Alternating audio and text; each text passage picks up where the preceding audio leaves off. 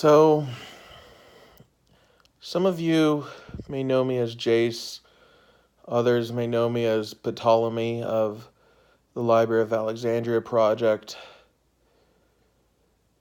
It's been an interesting year delving into this passion project for special education and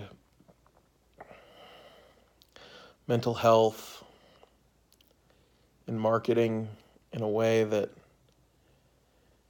has pushed my limits of understanding to unbelievable heights. I've discovered new depths of what empathy is beyond sympathy, what emotional intelligence is, and what my own personal capabilities are in these areas. One of the most profound things about being a historian that practices the knowledge gained from history in whatever way I so choose, I find that history is a conundrum, because history is just a story. It is not the past. It never has been. It never will be. That's why there are so many different variations of history. That's why there's so many alternative histories. That's why we're constantly redefining what the mainstream history is, updating it and um, revising, because the past is as knowable as the future. We are a collective race trying to agree on stories that most of us were never there to experience. Historians tend to not try and take the past too seriously, as we can never know the past.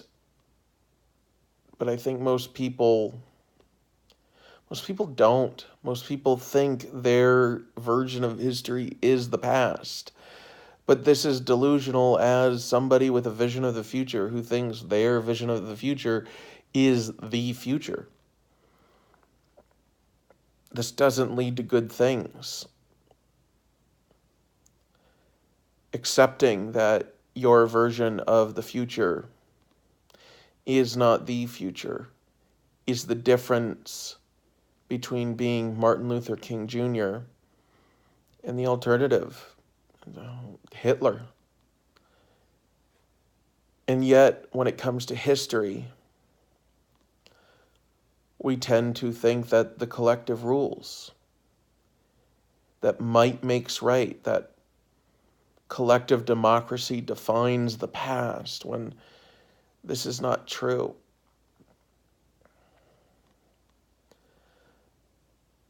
And it's quite interesting, because when you realize that the past is as unknowable as the future, all we're left with is the right now.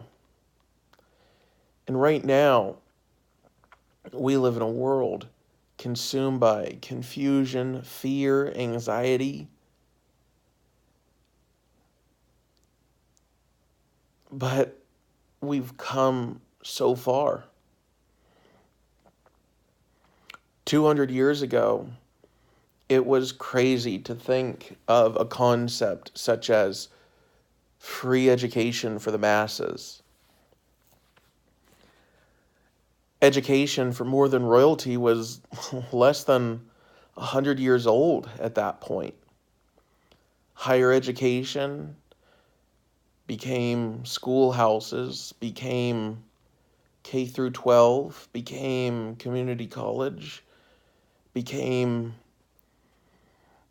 textbooks, became the internet.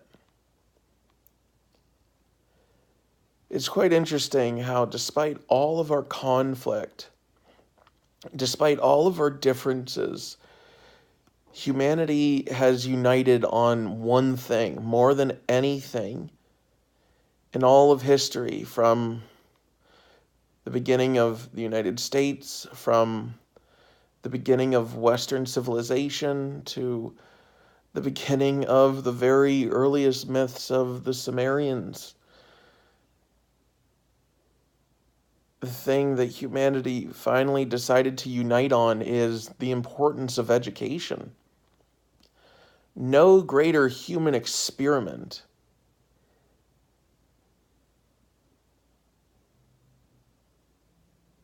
has ever taken place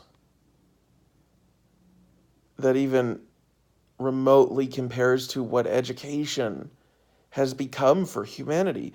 We have never worked on anything as hard as this concept of education.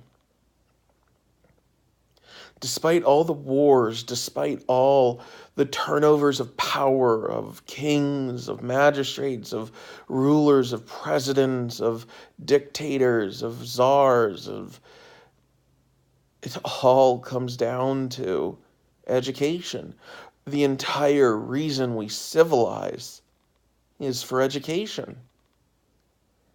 And the entire reason we upturn a civilization is because of how they educate their people. Some may say this is an oversimplification, but I think we've overcomplicated a very, very simple truth. Humanity cares more about education than any other endeavor. This is true in socialism, capitalism, Republicans, Democrats.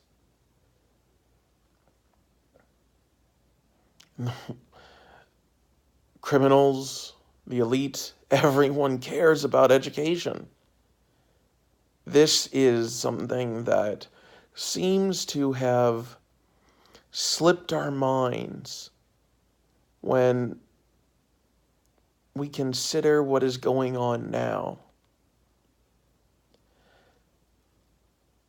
What happens when humanity conditions itself in a way that has never happened before?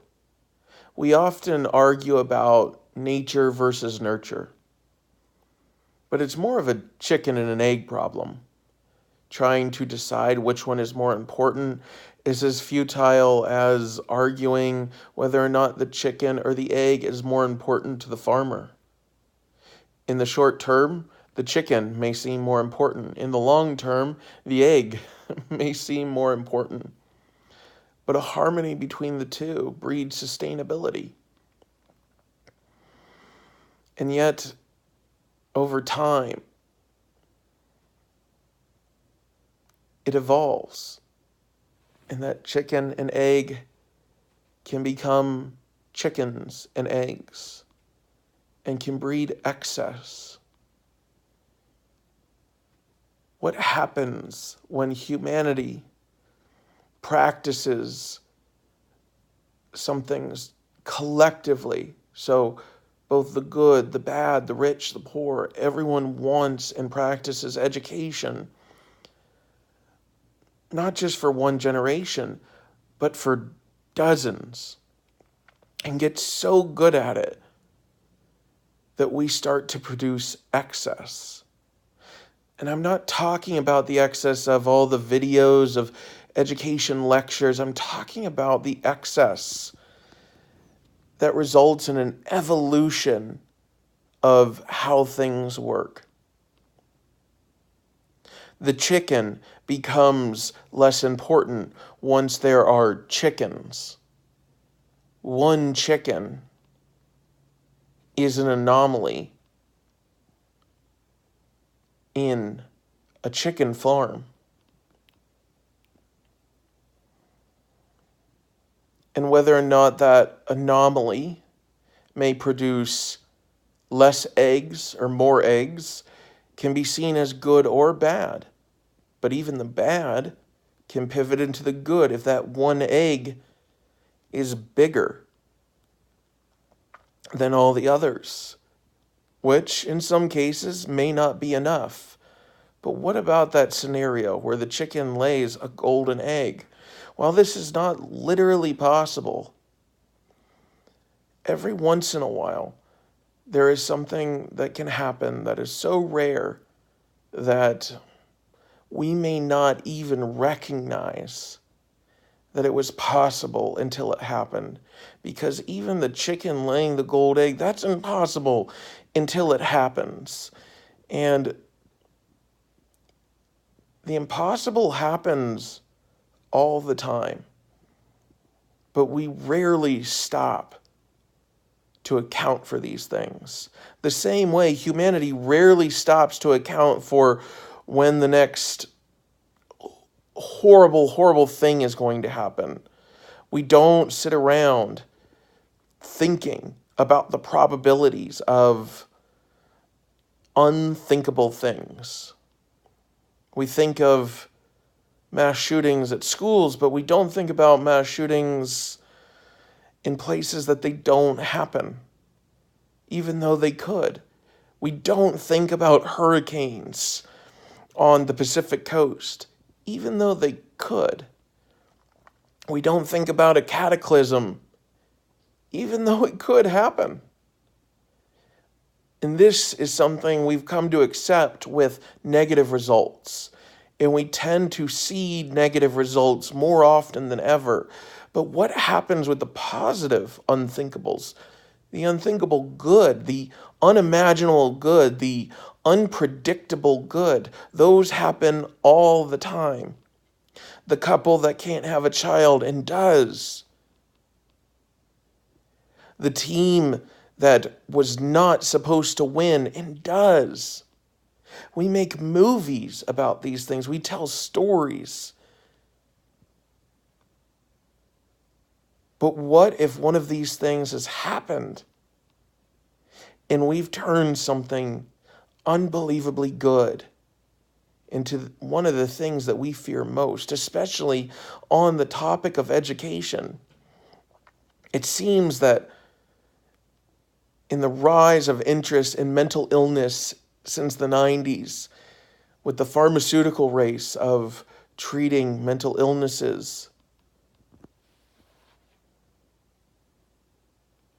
we tend to disregard one of the first mental illnesses truly discovered since trying to figure out the labels for people who see the world differently, who experience reality slightly differently. And that is Dr. Asperger's discovery of autism. ASD was discovered, I think, in the 1950s or so, around that time. And nothing has been as slow roll in discovery, rediscovery, evaluation, reevaluation, almost like it is the mental illness that evades definition. This is not uncommon in history. This happens when humans evolve. Humans typically evolve physically. Occasionally, we evolve mentally. And when this happens, our minds evolve to be more open-minded, more inclusive, more empathetic. But the empathy is almost a side effect of the heightened awareness of humanity. Last time humanity went through one of these was during the entering into adulthood of the baby boomer generation. Everything changed. I mean, psychology tripled or quintupled in the amount of different types of personalities, how they manifest, how they interact. It was quite profound, this mental evolution. But what's quite interesting is that autism is neither a physical nor mental evolution. It seems to be evolving in more the immaterial, the emotional way, the way human beings process emotions to be almost more like computers sometimes. The way they process data comes at a sacrifice of emotional intelligence. And it's quite interesting because we tend to think that they are a deficit, but it is equal to their increased awareness of cognitive processing. And I think that we have made a mistake. I think that in our effort to educate humanity, the brain upgraded itself. And autism is a result of this massive experiment to educate. It's something that seems to evolve in minds regardless of age, and are usually, if it's not happening in childhood, tends to happen in minds that intensely educate. This is apparent throughout history. It's talked about quite a bit in a book called Neurotribes. But we've gotten to a point where the human brain is evolving and reproducing evolved brains that tend to think too logically for our society.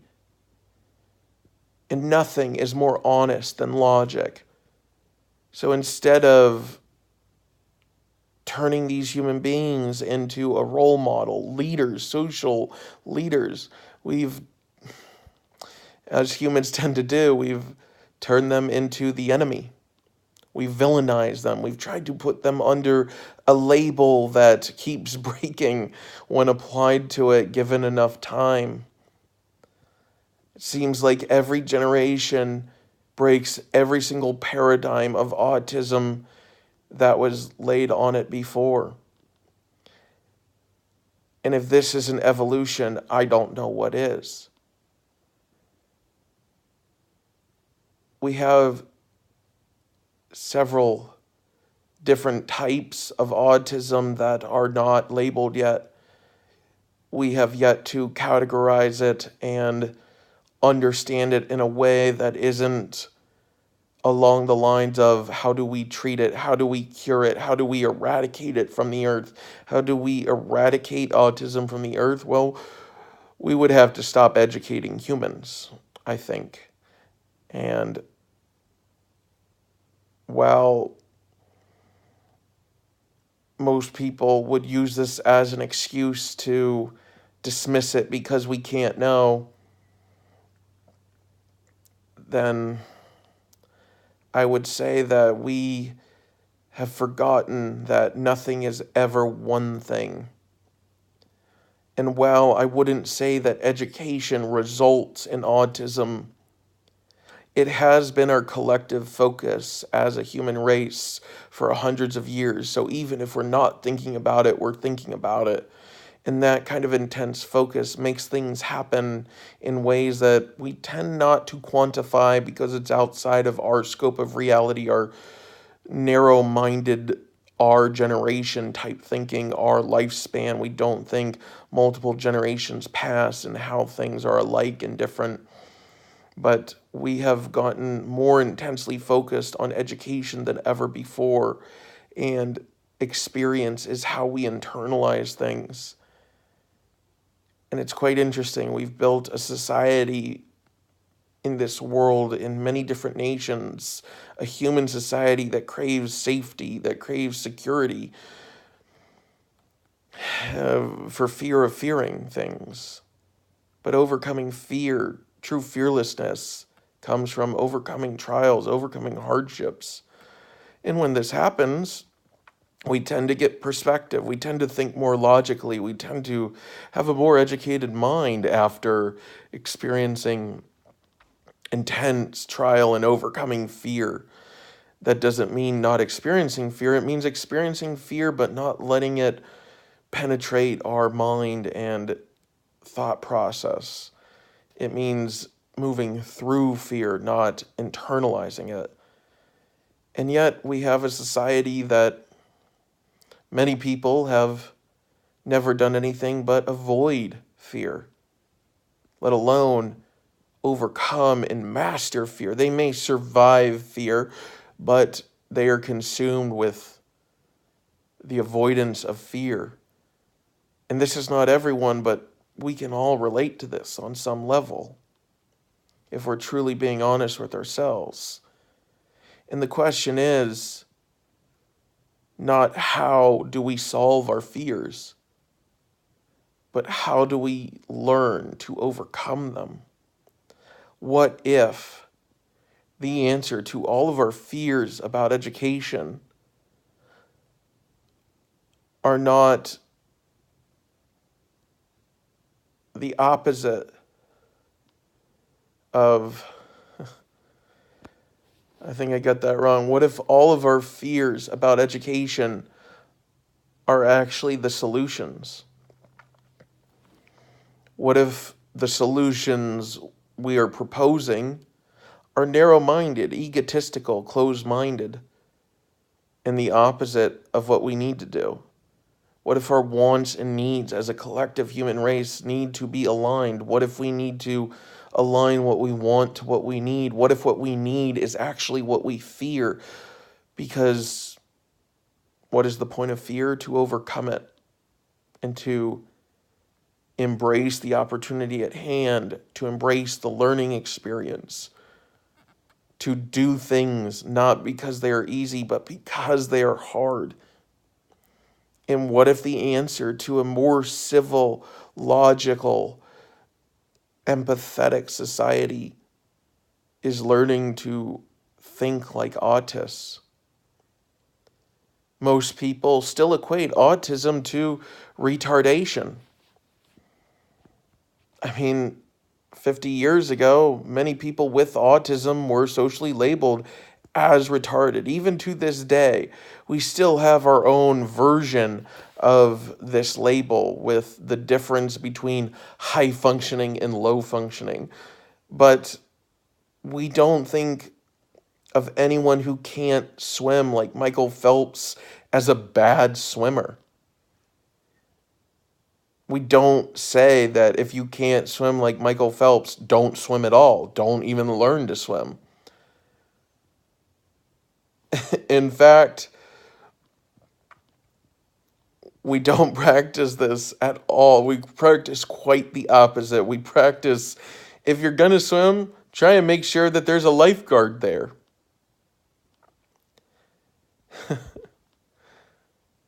Because what if the retards of the world are the problem solvers that we don't respect enough to listen to hear the simple truth that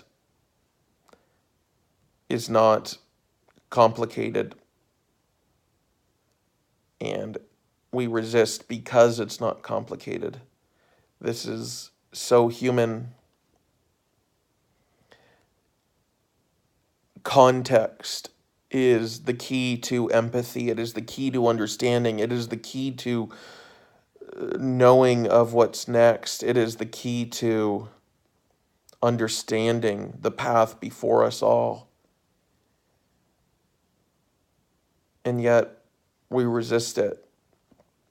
We limit our awareness to what we are afraid of because we're afraid of change. We're afraid of hard work. We're afraid of mental health. We're afraid of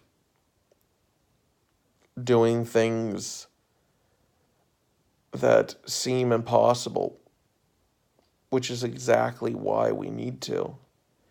It is exactly why, after 15 years of suicidal thoughts and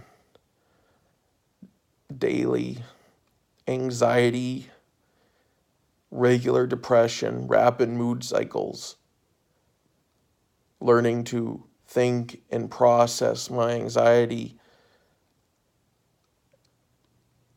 as it works with autistic people, resolve that in my mind. Why that cognitive thought process of learning to think like an autist rather than behaving like we have for hundreds of years, more refined liars. I reversed engineered behavioral therapy for autists to try and think more like them. And with that, I haven't had a suicidal thought in 11 months. My mood cycles and rapid cycling has turned into creative cycles. I've had 10 months of stability to the point that was such a radical change in my life that when it first happened, those around me thought I was crazy. All except my wife and partner and my psychiatrist of 15 years. They saw what even those closest to me for the longest couldn't see. The change was so radical, so unbelievable, I thought I was delusional. And I know, even a couple of years ago, what I would say to all of this. This is crazy, this is delusional, this is hoopy bullshit, this is impossible, I've just gone mad, this is unscientific.